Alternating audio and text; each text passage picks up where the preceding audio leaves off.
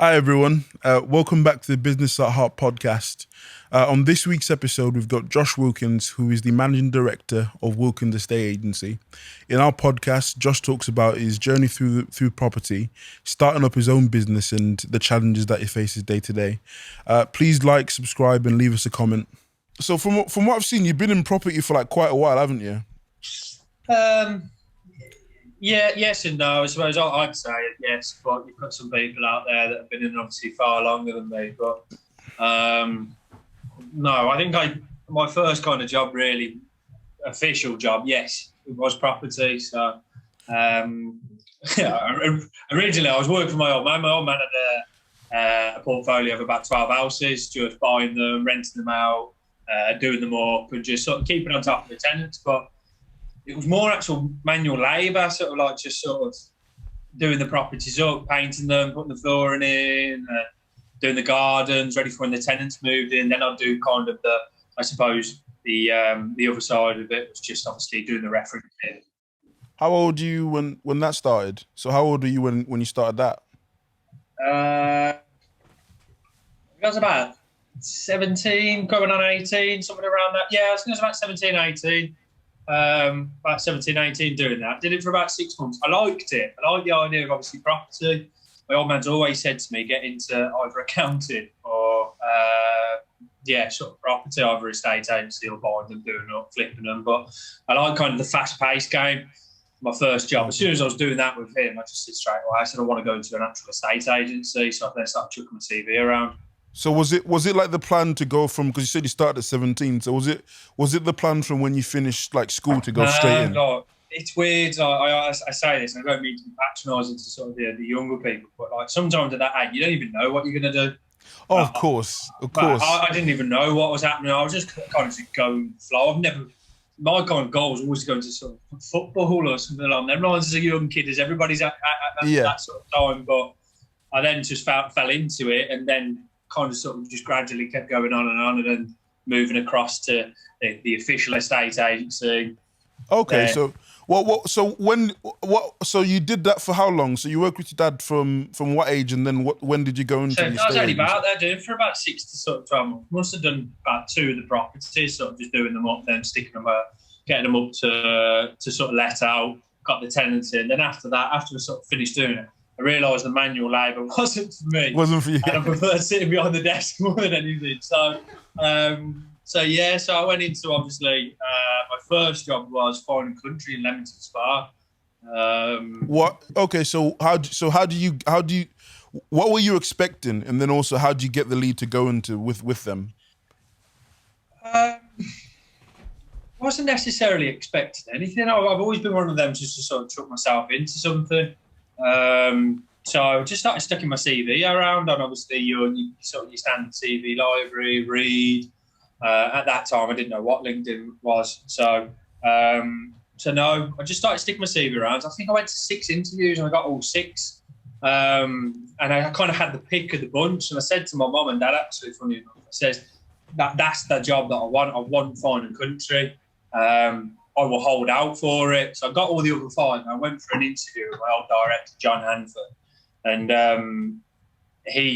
pretty much, I think he gave me the job a couple of days after. So I drove over to Leamington, did the interview, had a little nose round, obviously there, I've never been there before. Then sort of come away a couple of days later, give me the job offer. And I said to my mum and dad, that's the one I want to go for. Bear in mind, I lived in Tamworth.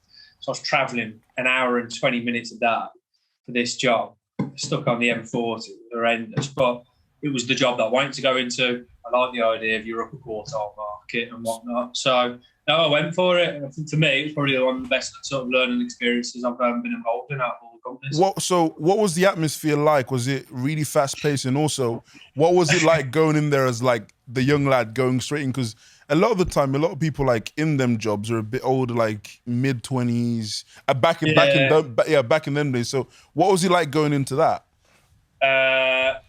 Speaking honestly, the tempo was slow.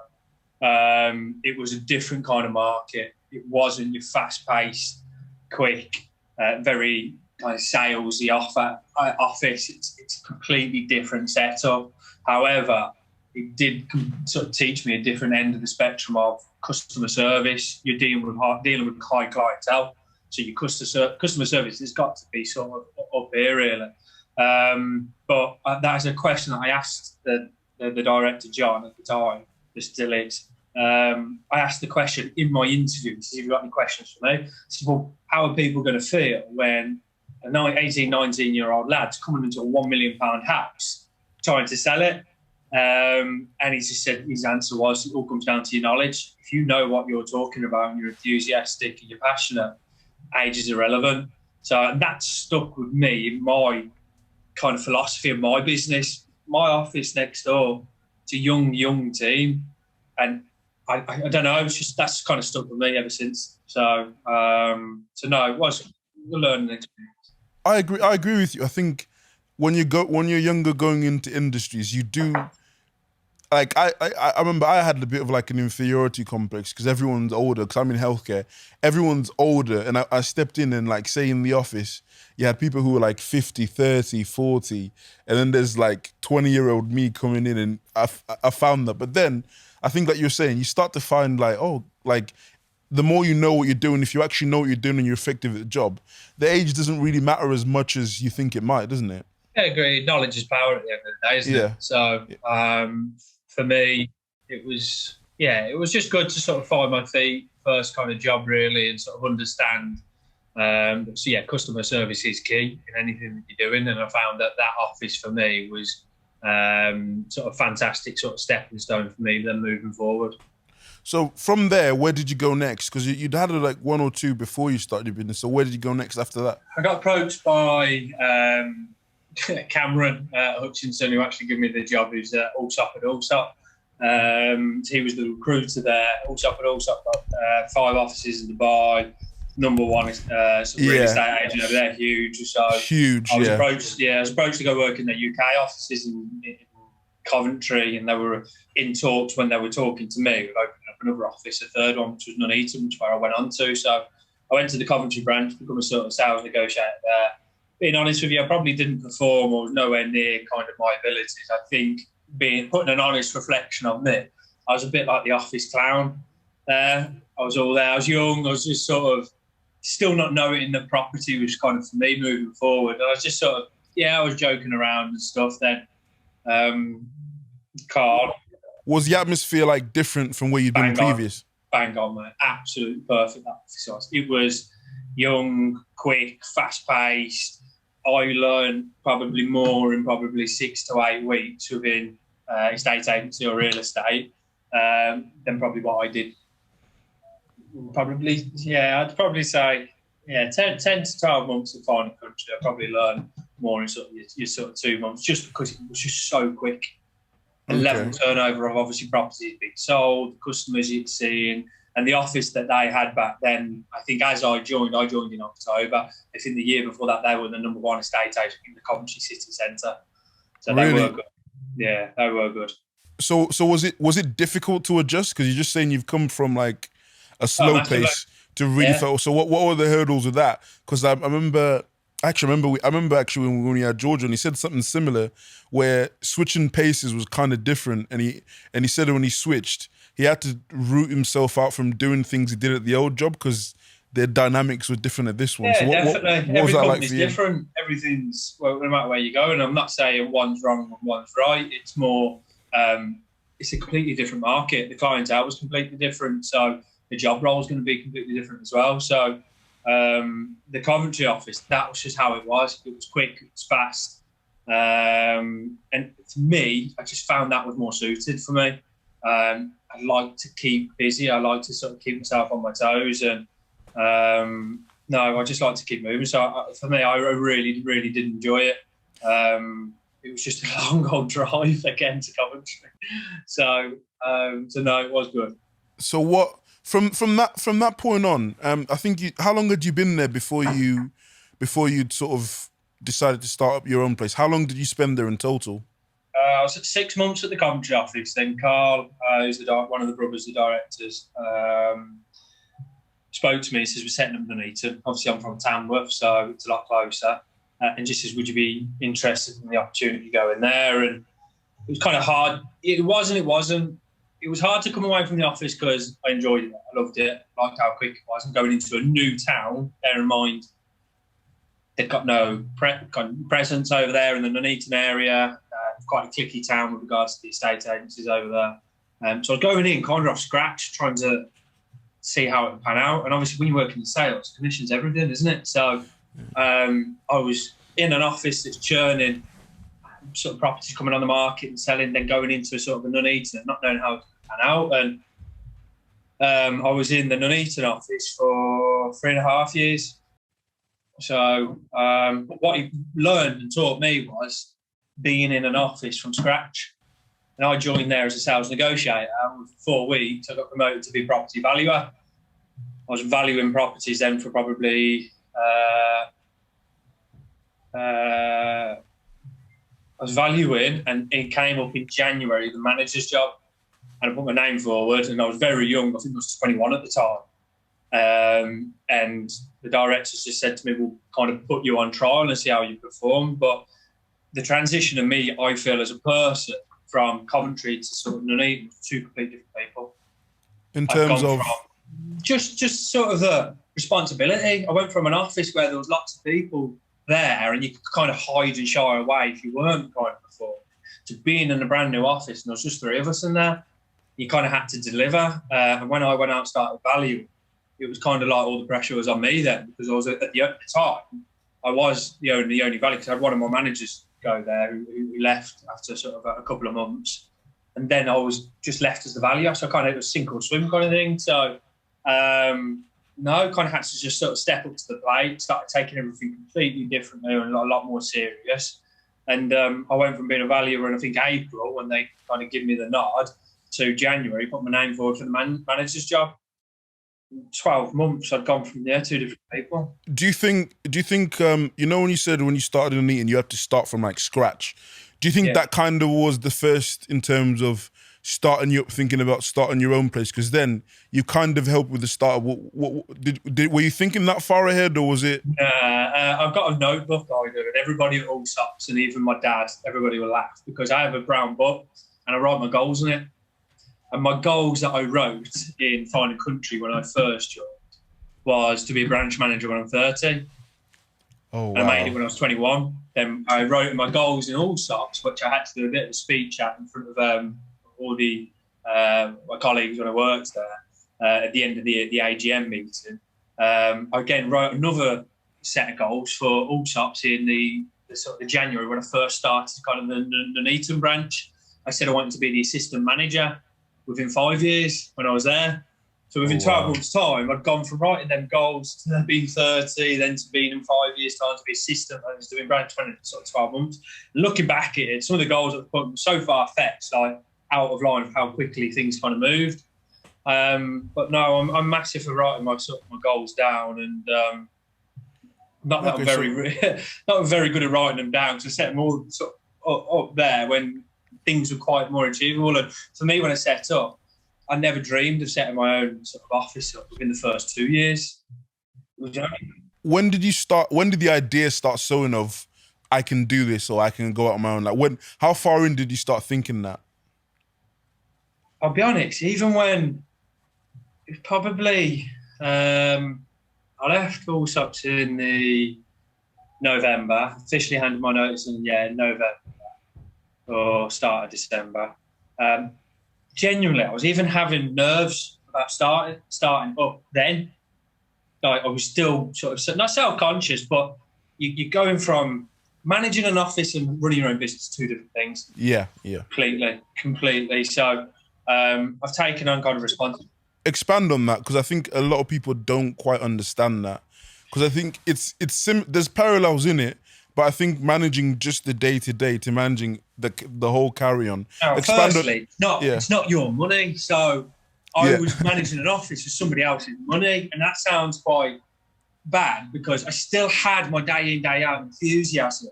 But what it brings out when you're within a person, when you know it's everything that you've got on the line, it's your attitude can change. It's completely different. Like the way that I was wired up when I first set this business up, I was like a madman running around. I was working Sundays until 6 o'clock. I didn't have a day off from January until March the 1st when the Villa played at the Wembley. So that was the only day that I took off to go down and watch us lose against Man City. So I wish I didn't take it off, to be honest. But the way that I was kind of working was just different. And I remember working similar to that when I was trying to prove myself to be the manager at Allsops. They put me on a trial at 3 months and I was doing quite similar hours. I was working Saturdays until 6 o'clock when we should have finished at, I think, 3. I was staying out of hours. I was trying to get it done to prove to them that, yes, my age is obviously young, but I'm still kind of man for the job. Yeah. And I think also, as well as managing, is you as a manager, I suppose, from my experience, if you fail, you got someone to answer to. But as the person who sets everything up, who's the owner, whatever title you want to label it as, the responsibility is on you. And then, and then also, like, I was having this conversation with my old man the other day, and he was like, you seem really confident in yourself now, and I was like, I tell you what, and the only thing that kind of that gives me nerves is at the end of every month, there's about, give or take, 100 people that require me to pay them. That's different as when you're managing, because you're just doing the day-to-day. They handle that. Whereas now, everything's all on you. So I think that's a big thing, isn't it? Yeah, it is. And I think there's been a big, again, transition coming across from, I suppose, managing your own business and rather than being on the front line. For me, I was your typical day in, day out estate agent, going doing the evaluations, doing all the appointments, which I was when I started up the business. But now there's 10 of them next door working. I've come back from the front line and trying to look at obviously different marketing techniques. We're in the process of setting up our third office now. So looking at obviously the areas that we're looking to sort of go into. Obviously looking at premises, chasing invoicing, managing cash flow, obviously keeping on top of. For me, I'm a very I'm a figure orientated person. I like to look at numbers. I think it's a true representation, especially of obviously how you're performing as an office. So keeping on top of obviously the numbers. Normally you can just pass that across to the admin. Someone, I like to see it. I'm a bit of an OCD. I like to have kind of control, which again could be my biggest downfall. No, we'll get into that, because I think that's a common thing I'm finding with everyone. So when you've handed your notice in, had you set up everything? So when did you get the pieces together of, I'm going to start up on this date, when did you, and also like, we're going to handle this, we're going to be in this area. So when did you have the business plan per se, and when did you start setting up? I handed my notice in, I think it was the end of November, start of December, I think. And I think it was about 2 days after I handed my notice in, I picked the keys up to the office. As soon we managed to get the office turned around in 4 weeks. I say we. I went on holiday and my old man did the majority of everything all out. Started it all up. So, but no, we managed to get it done pretty quickly. So I think we got the keys in. Yeah, I think sort of November, December. I'd already planned all the marketing. The campaign that we were going to be doing in the background. So I'll probably say all in, probably 2 months it took to get everything ready. But because I was on garden leave, my sole job, I went straight away. As soon as I had my notice and I was done. So I went from literally a full-time job into full-time setting this up, and you'll be surprised at how quickly you can get things up and running. What did you have to get together? So for people who've never, I've never set a stage and stuff. So what did you have to get together to actually get it into an entity of itself? Like, what did you have to set up? So you've got to be you've got to have all your documentation to say that obviously you can trade. So you've got to be signed up to like the property ombudsman. You then got to be signed up to obviously Rightmove. I made the decision I wanted to go in on Rightmove and Zoop. I didn't want to be one or the other. I wanted to go into the competitors.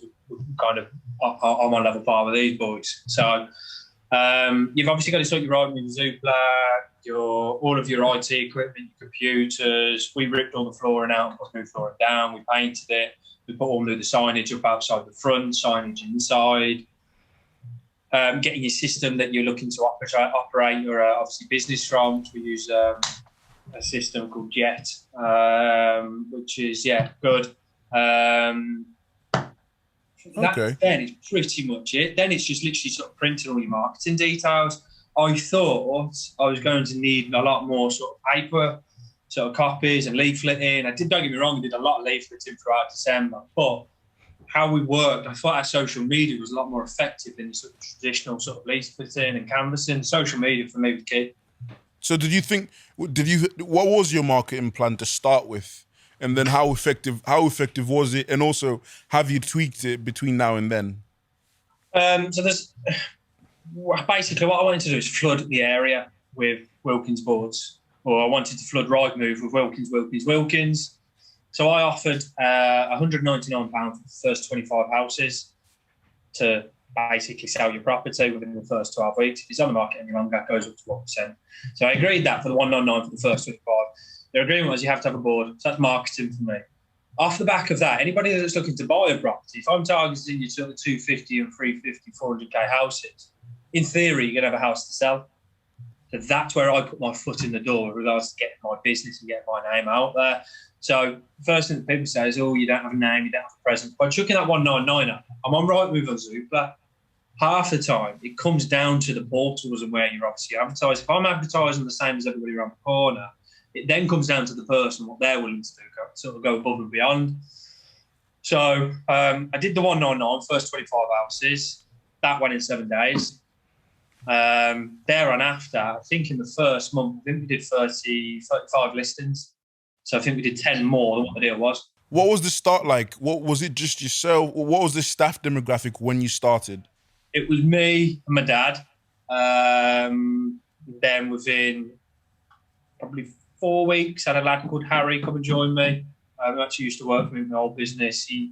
I'd built a very good relationship with him at my old company, and he kept asking and nagging, saying he wanted to come across. So I just said to him, look, it was kind of like one of them. I was getting to the point within literally how busy we'd got. I needed office cover or another person, and within 4 weeks of setting it up, I was ready for another person to sort of come in. Then after that, within the February, I hired another person. Typically, we went into lockdown the month after. So as you've started, because we'll get into the lockdown. As you've started, were the leads coming in quickly, or did it become a fast-paced thing straight away? Was it a slow burner? Like what was the setup like? It was quick. So much so, I'd offered the lad that I'd offered the job in February. I offered him the job in November to come and start with me in January. He said no because it was a new business. He didn't know how well it was going to take off. He's seen the figures because we get something called Rightmove Plus pie chart, so you can see how many listings you've done, how many sales. Yeah, we're gonna get into that because I've seen a couple of those. Like I think that was one of the first thing I saw with you on LinkedIn, where you'd share. I think it's like in the Tamworth area, it shares like kind of like the demographics, which is really, really good. I think. Yeah, so it's good.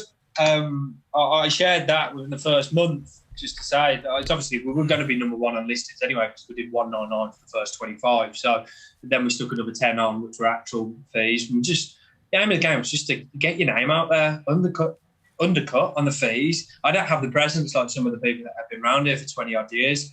So my aim of the game for the first 12 months was to get my name out there. And then once I got my name out, prove to them why my services, I would always say on paper the best, but. So the aim of the game was just to get the name out there. Were you surprised by how quick it started? Yeah, very surprised. The numbers that we were doing in 3 months were the numbers that I started doing in 2 years with Nonita. Oh wow, that quick. Was it? Did it take adjusting then? Was it like, oh okay, we're really past where we think we should be? It kind of happened so quick. And it was hard to because I weren't taking any days off. I was working every Sunday. I was working every Monday, Tuesday, Wednesday. Me and my old man were having a competition with each other who could work the longest hours and in the days, which was good because we just bounced off of each other. We had a very similar personality in that respect. So until lockdown happened, the 23rd of March, I didn't have a chance to breathe. I didn't have a chance to sort of sit back and realise and think, I can't believe how big this got so quickly, and yeah, even I suppose till now it's kind of a little bit surreal with where we are at the minute. I know we've only got two offices. We've got the estate agency next door, and I've just sort of ripped this one out in April. So we've got the financial services here. So it's kind of a little bit surreal, but sort of hungry for even more. So you mentioned then that COVID, like it wasn't much long then COVID had hit you. What was that like? Because I've heard, especially in different industries, property especially, I've had now like 2 or 3 people on this that have said like for some reason during COVID there was a boom. People are buying houses. How do you think that COVID affected? It's, take this with a pinch of salt, but from a business point of view, COVID's been good for me. Yeah. I understand everything that's happened with the pandemic is obviously bad, but from a business point of view, it's just rocketed the market into something that we couldn't imagine where it would have been. I've heard that from a number of different people in property who just said like, look, I didn't expect this. No, it's gone the opposite way. Everybody was saying it was going to crash, but it's gone the opposite. And I think, like as you were saying, COVID's been absolutely terrible, and there's industries that have, because of the need, that have thrived. So like you're saying with property, with healthcare, it's the same thing. So were you kind of taken aback to, so what was the effect of COVID then? So for the first, we went into lockdown on the 23rd. I did 2 days at the house, couldn't do it. Went straight back into the office and sat there, lights off, computer on. I couldn't afford to sit there and watch everything that we'd done the last 3 months to go to pot. So I just said to my old man, I said, I've got to go in, I've got to crack on. So he says, yeah, sound, what are we going to do? So I went in there, sat there, lights off, lights on, lights off, computer screen on, just plugging away, because as you can understand, lots of people were nervous. What's going on? What's going to happen? Is my house going to go through? But we weren't able to actually sort of physically move anybody at the time. There were very, very few cases going through. So what the effect that had on me is everything that I was selling then in January, expecting to complete in March, then got pushed back. Yeah. So we didn't come out effectively from lockdown in May the 14th, 15th. So my first completion wasn't until May, so it's 2 months later. So cash flow for me, that was crucial, because what I'd been banking on wasn't coming in. And I was still paying the rent. Rightmove give us a bit of a holiday. Not much, but something's better than nothing. But still having to pay bills. I'd brought a new lad on, which even killed me even more in February, and didn't cut off the furlough scheme, so I had to pay his wages. So, but I took him on, anticipating us to keep going, and I made agreement with him if he carried on working from home and doing obviously bits, trying to sales progress, I'd still continue to pay him. So no, for me, I just couldn't afford to sit back and happen. So it had a knock-on effect with regards to cash flow. It had a knock-on effect from bringing listings on in March. I was still trying to do listings from virtual tours, getting owners to send pictures across. Then it kind of got to May, and things slowly started to pick back up. People were ringing up, asking for viewings on stuff, which was weird because we were still in. Then I think the announcement was May the 14th. Green lights the barriers were up, and bang, I had everybody in the office the next day. To sort of all guns blazing, and May for us was fantastic, seeing how busy it was. It was like a little bit of a sense of life, kick back into it. Then June, July, August was just crazy. So like, I think that's the thing though. Like, I think like even like you're saying, even for us, like 'cause I'm in healthcare, that first 2 month period, no, I'd say probably the first month period, everything would sort of slow down. Then probably from about late April, Maywards, clients started coming in. It started sort of booming like that. And I remember, it's funny, I was listening to you say there, a lot of the stuff you were saying then, I was thinking, cash flow, I got to pay for this, I got to pay for that, I got to cut back on that, got to do that. It's that mentality in it that gets you through it. And then when you're through it, yeah. Because I just listening to you talk then, I was thinking, oh God, this was me last year. I remember I literally sat there and wrote, okay, what's a necessity and what's a luxury? What do I need to, what can I afford to get rid of? What can I keep?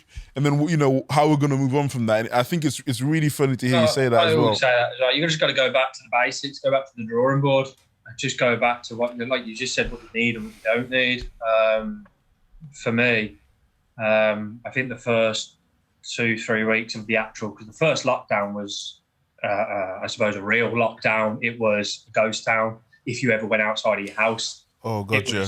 It was quite sort of severe, wasn't it? Especially you being involved in healthcare, you know obviously how tight those restrictions were in the first one. So It was quite worrying and daunting, but it was a kind of, again, going back to what I said earlier, there's a sink or swim. I couldn't afford to just sit still. I was just about to say that. Do you think that period there has made you stronger? And because I think, like the way I put it was, this is year 5 for me. Last year was the first real from going from being a regular sized business to a bigger business, and it's kind of put things in perspective for me. Where now I think, okay, I can handle pretty much anything. Has that kind of been like for me? Because you've handled extreme. Because COVID lockdown was an extreme. The pandemic's obviously hit so many people. I put it sort of transferring it across to something else. My brother's a barber. He owns his own hairdresser salon for women's, and he's got his barbers for the gentlemen. So I've seen how hard it hits the other businesses. I've been quite fortunate that the property business has gone the opposite way, but vice versa. It could have mentally broke other people setting up a business within the first 3 months, going into a full national lockdown. And I ran my old man. I was like, "You're allowed to swear on this." Oh God, yeah. I was like, "What the fuck have we done? What have we set up?" I just said, "We've just gone into the national lockdown in 3 months." And we kind of had a laugh, because you had a laugh when you cried, don't you? So we had a laugh, and it was just like, well, look, roll the sleeves up, let's just crack on with it. So, no, it's definitely made us stronger. The way that I'm sort of thinking now moving forward is if you can tackle something just in the last 12 months, you pretty much so over the course of the first year, what would you say? What's been the most? Take COVID, like just as a first year business over that first year. What was the most difficult? Like what cropped up? I know there's day-to-day challenges in every business, but what was the most difficult? What were the or a couple of examples?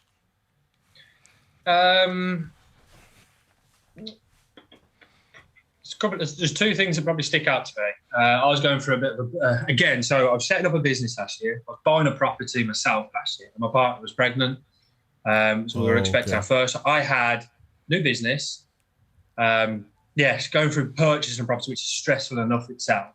Managing everybody else's obviously properties that they were purchasing, and partner obviously we were about to give birth to our daughter. So I think it was more personal, sort of mentally for me. The biggest struggle, managing, balancing all of that. Setting up a business is stressful itself on its own.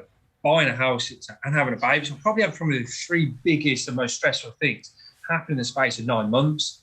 Yeah. And then adding a national lockdown on top of it. So I think it was probably more mentally for me. Like juggling everything, because that's quite a lot, isn't it? I said to my partner, I just said to us, look, you're going to have to just give me the benefit of the doubt for this first 9 months. I'm just going to be work mode. After that, once I've got the business in a position where it needs to be, I will try to take a step back to sort of accommodate a personal and social life with you and obviously the little one. That's actually one of the questions I was going to ask that later on. So what's that like for your partner then? Because like I know I've got my experience, but I'm always eager to, when I have other people who are similar age. What's it like with your partner as much as you work?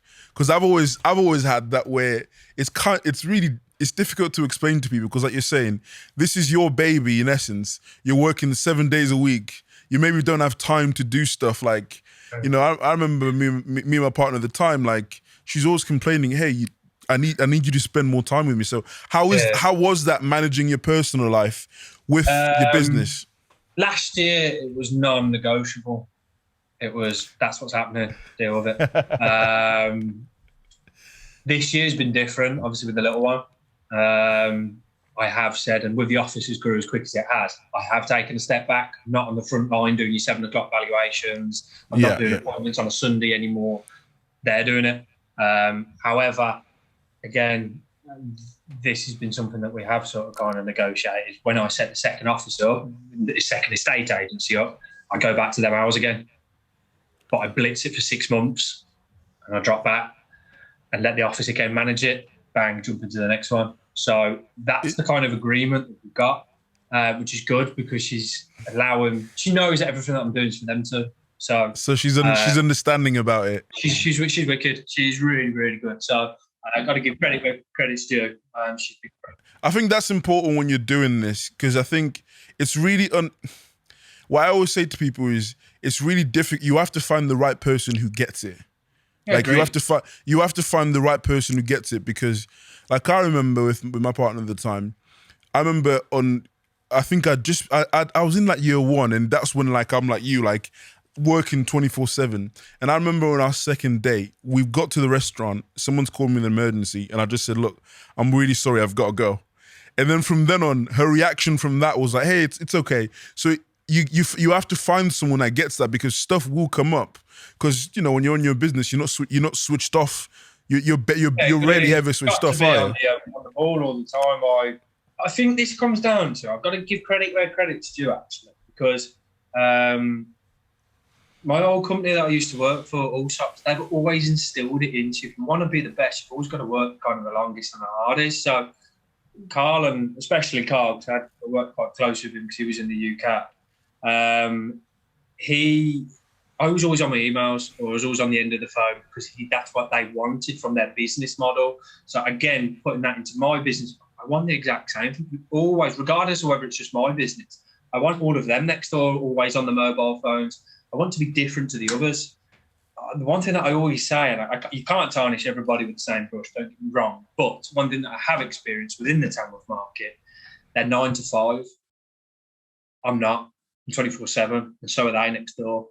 And that's what separates us from the others. We are 24/7. You ring my mobile, you'll get me. Many of the others in Tamworth can't get hold of them unless if it's out of hours. That's actually one, again, that's one of the where I was going. So is that what you think differentiates you then? So like if I'm looking for a estate agency in Tamworth, Staffordshire, anywhere, and I want to, what would your selling point to me be? My selling point to you is, you put me neck and neck with anybody else, I'll work harder along with them. Because if I'm competitive on the fee, meaning sort of I'm matching them on the fee, you're on right with a super majority of the time.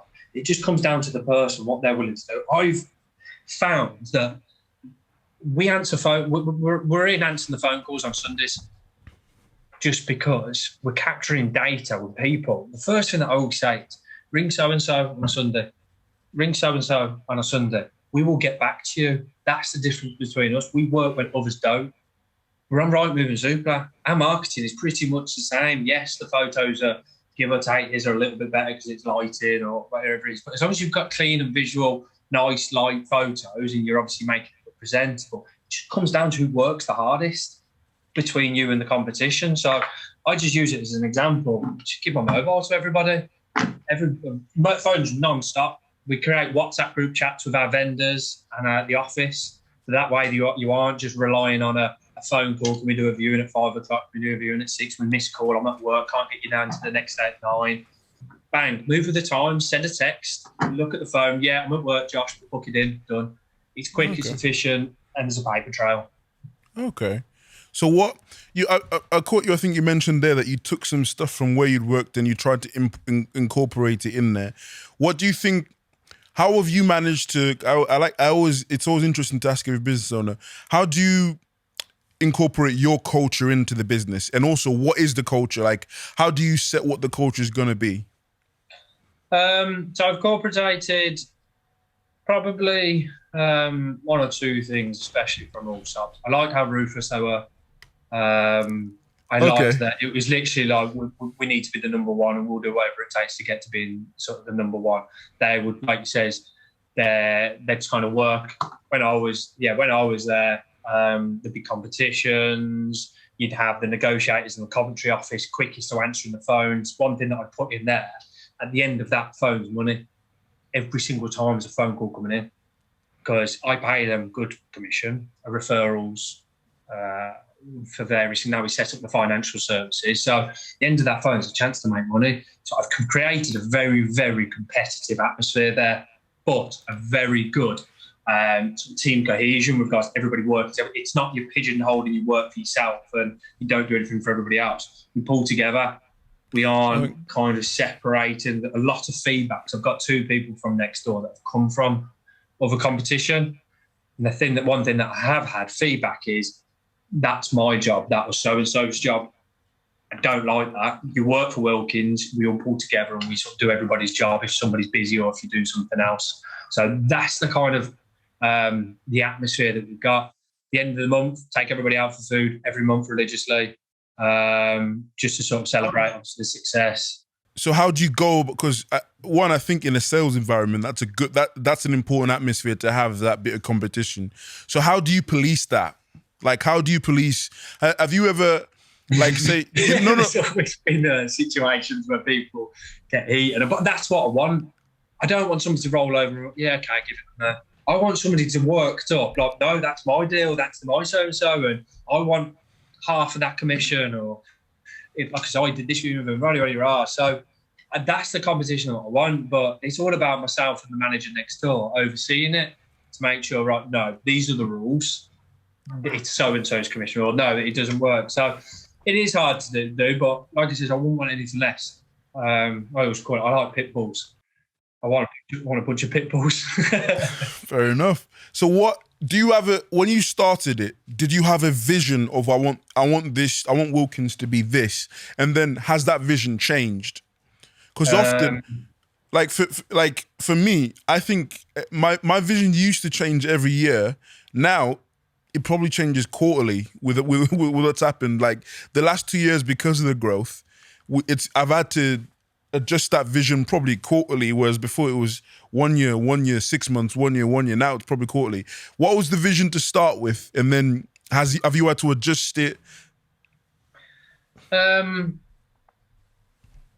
begin with, we were just looking to sort of kind of set the name up and get the name out there. We never ever anticipated being in the situation we're in at the minute, to have 2 offices and to be looking to get the 3rd within 18 months of opening. So we've only opened for 18 months and we've already got, the 2. So we never anticipated where we were. I think probably year 2 or 3 we was looking to do probably the 2nd office at a push. But it's got that big, like you've just said, change your goals quarterly. The way that me and my old man, we're changing them weekly. So I never ever anticipate coming into the mortgage, the sort of the mortgages.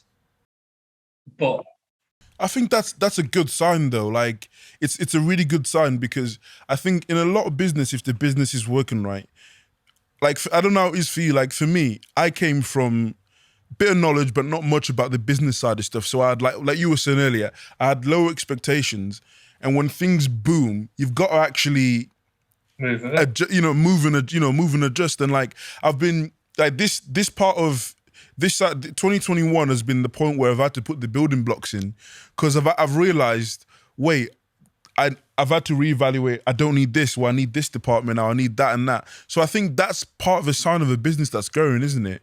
Where you have to adjust and adjust and adjust. Agreed. And I think the best comparison I could make was last year when we came out of lockdown. It got very, very busy very quick. So I went from myself, Harry, Paul, and Cameron in the office to then employing Grace in June.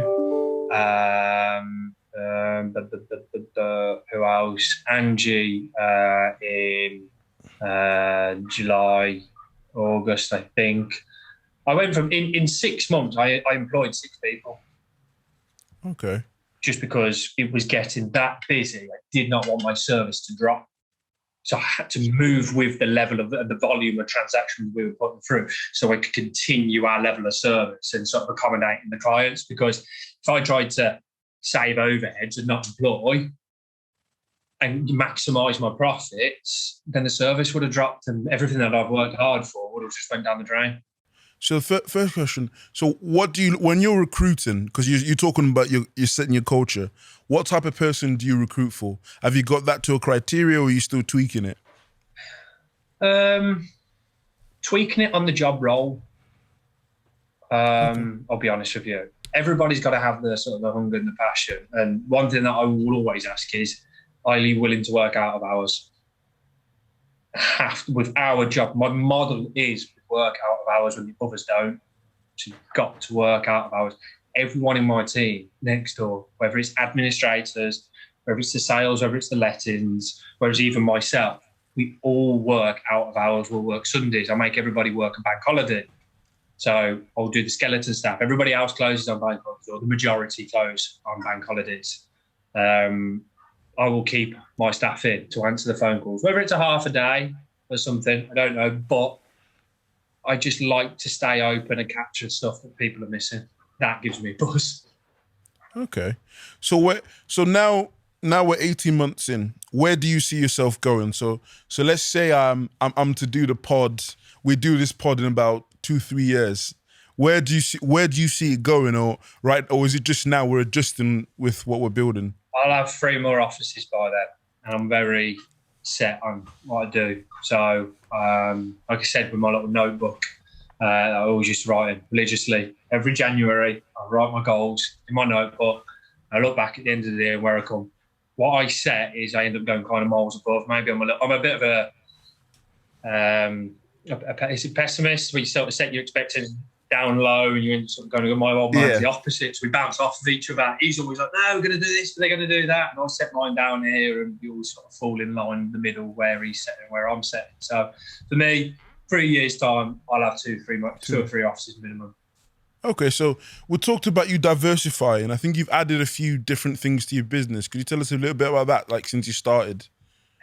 So we set up last year just sales. We opened up lettings in October.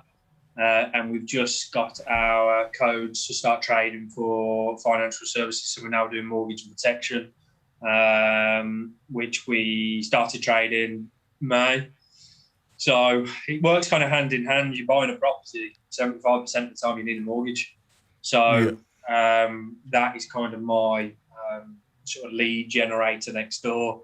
And the more I grow the estate agency, the more this is going to grow. If I do 3 estate agencies, I've got 2 mortgage advisors. I'm trying to currently hire for a third one at the minute in the financial services. So when we go across to our second office, which we're in the sort of plans of doing at the minute, I'm naturally going to need that another two advisors to sort of try and keep up with the leads that we're sending across. And when we do the third office, again, another 2 mortgage advisors. So that grows, this grows. It's just trying to sort of bounce that sort of going forward.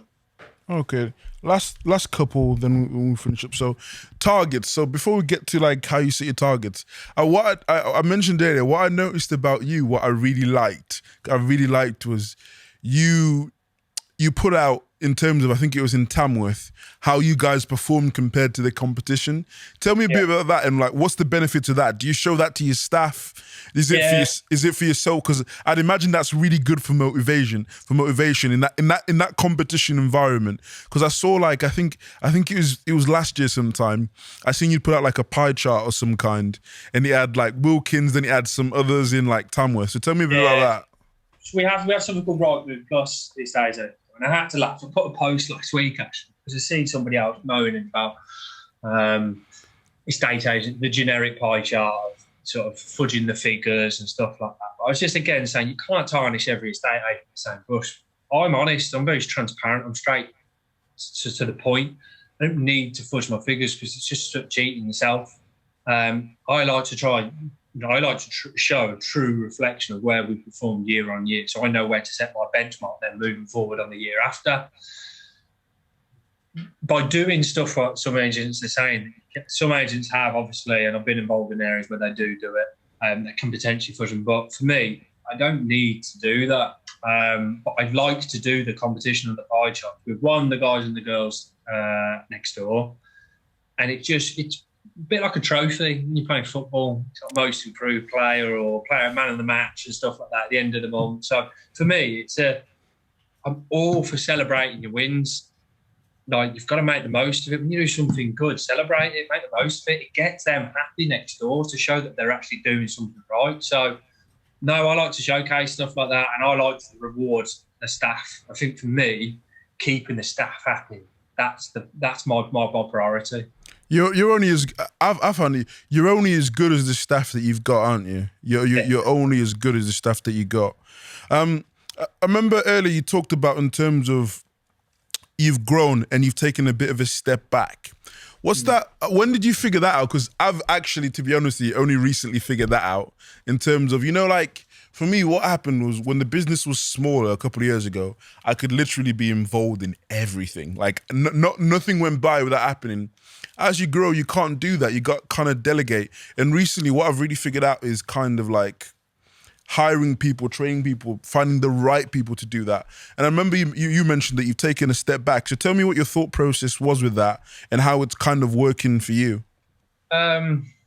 I got told the very first time by, again, one of the brothers, Lewis, also said to me, Josh, you can't keep pulling in the result for the Nuneaton office. You've got to try and, again, step back, delegate and train them, get them to be doing everything. You can't, well, not everything, doing bits and bobs. It allows you then to manage the office, but you don't understand when you're on the front line. It's hard to sort of take that natural sort of step back. And it wasn't until I was in a position where I had two valuers next door and they could keep up the workload. And I just found myself constantly trying to get involved with things. And I found it hard, probably one of the hardest things to sort of get back. But you find that the business manages and performs better when you do. And you do try but it's a hard thing to sort of come away from, to be honest with you. I've had to come next door to come away from that office.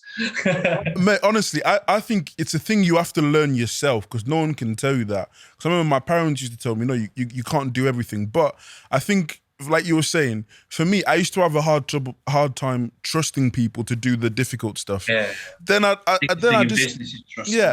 just sat back, I had this epiphany. I sat back and looked and thought, wait, I'm doing all this, but everyone else is still getting paid. Why? That thing. Then you kind of learn. You're kind of being their crutch, because if you're doing it, they then don't learn how to do it effectively, and they think, oh, did Joshua do it? I'll do it. So I think you have to kind of learn. Okay, I'm gonna trust people to do it and let them mess up, correct them so that they know. I think that's really, really important. Personalities as well, since quite similar to me. You like to be hands-on, you like to have that kind of control. And I think you feel once you're delegating stuff to somebody else, you're giving that control out of your hands to somebody else. Yeah. My biggest concern is, and I always think, and they will do it, it's in the back of my head, they won't deal with it the way I'll deal with it. That's what I always think. That's the trap. That's the trap. The trap is thinking, no one can do that as good as me, or they weren't going to do it that way.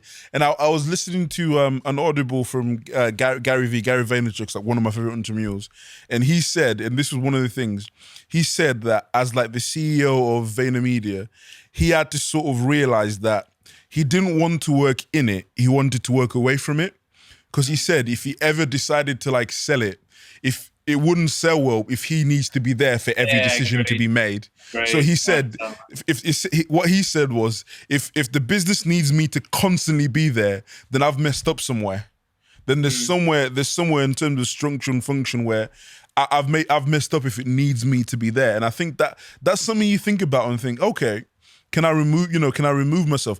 It's difficult, because even though I've removed myself, I'm still there. I'm still going in, making sure everything's done. I think that's the trap, isn't it? It is, and it's a hard one to sort of, probably one of the hardest things to have done, really, because I always find you get emotionally attached. Absolutely. To it. So I just got sort of very, very hands-on and sort of very sort of connected to it. But it's something that just needs to be done.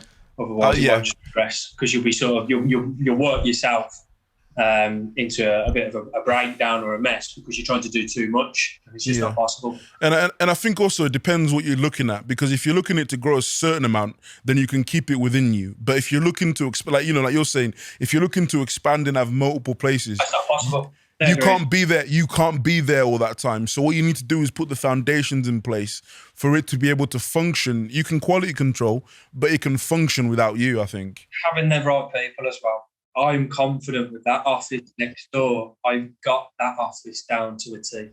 People Absolutely. in there, I trust. I could go away. I've come across here next door. I can trust them. I've been in the office this week with them just because we're a little bit short-staffed and a couple of holidays, so I've been jumping back in. But the way that they're performing, the way that they're ticking, it's bang on the money. So now I, in myself, feel ready to go set up the second estate agency. Yeah. I think that's really, really, really, really important. Is like the people you're only as good as the people you hire, because I think it's more important when you're not there. So you know that, hey, when I'm not there, that's still the culture. That's still how things are going. I think that's really, really important. And then final question, and I always like to say, what would you tell 17-year-old you, the person who started in this? What advice would you give to him? Stop writing ridiculous goals. No, I just feel like as a person, I'd be saying to them, stop for me personally, this isn't a sort of account for everybody. Stop undermining yourself. I always set my goals thinking, I can't do it in that sort of space of time. I've got to give myself a little bit longer. My old man laughed at me, not like last year, actually, saying, remember when you said you wanted to be a branch manager by the time you were 30, foreign country? He says, now you've got your own business. I was laughing. It was true. At that age, just go for it. Chuck yourself in the deep end and just go for it. I think the best learning experience for me is setting this business up. I think that's important as well, because like I've got this thing now where I don't tell people my goals because they seem like, because before I've gone the other way where I used to really underestimate myself, but then now I look and think, okay, is that really realistic? And I feel like I'm not going to share that anymore. So I think I've done the opposite now because of my experience. I've always put stupid goals out there, and I'm just thinking, why on earth, and like where I am now to what I originally said, and it's kind of laughable, but. My goal's gone the opposite. Like what I've got planned for myself by the time I'm 30, 32, what I've got planned, it's exciting, but again, the graph's got to be put in at the end of the day. But the way that I see myself gearing up, how we're progressing these sort of 16 to 18 months, it's doable. It's doable. Absolutely. So cheers for coming on. Absolutely love the chat. So tell everyone where they can find you, and we'll put the links right across the screen. So where can everyone find you? So wilkinsestateagents.co.uk, and obviously Google wilkinsfinancialservices.co.uk for your mortgages and protection. LinkedIn, I'll be honest, I have to put the majority through my personal, which is Josh Wilkins. Social medias, Instagram, Facebook, yes, Wilkins Estate Agent. So follow us all on there, and sort of keep track of obviously the business growing. Perfect. Cheers for having you on, mate. No worries. I really appreciate it. Thank you.